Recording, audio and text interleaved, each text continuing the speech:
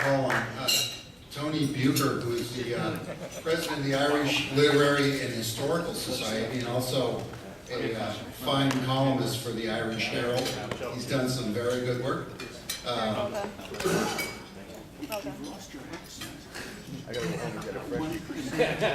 Jim, I'd like to offer your services to the Democratic Party. I think we need more people who know how to speak directly to the concerns of our vast middle and working class in America. And I salute you. I was born in San Francisco. I don't have that direct connection with the struggles in Boston. I simply come at and I was born in 1961, the year that President Kennedy took office, and recently wrote a story about his inaugural address, and I thought that it actually has some relevance to what we're facing today.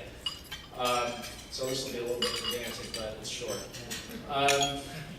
So Kennedy's inaugural address, delivered 50 years ago, was an extraordinary call to service for Americans as the nation woke up to its potential as a great society, in my view. In this address, he stirred the passions of Americans for public service, not only in our own communities, but also abroad in foreign lands.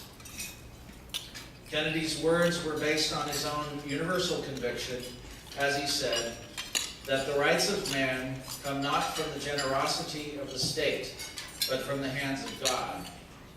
We wouldn't say things this way today, but I think the sentiment is certainly relevant. This is the foundation of his belief and the basis of his call for action that electrified the young. In the words of an historian, kindling a wildfire of idealism that blazed across the 1960s. People do say that it's difficult to understand or overestimate today the impact that his words did have.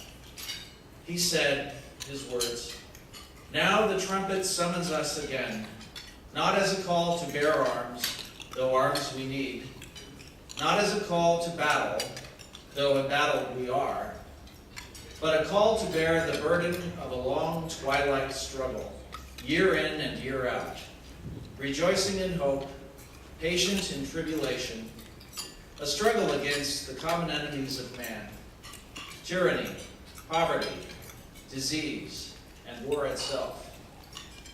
He said, "The energy, the faith, the devotion which we are to bring to this endeavor will light our country and all who serve it. And the glow from that fire can truly light the world." They're not absurd. Remember those words. And so today, when the radical right, with their paid hacks and circus clowns spouting gibberish on cable TV, backs us into a corner, runs up mountains of war debt, and tries to kill our jobs, schools, health care, retirement benefits, and fundamental rights as workers, we should fight back like earlier generations of Irish Americans and Americans, led by Jack Kennedy, with the spirit of optimism and commitment to building a better world that he brought to our nation 50 years ago.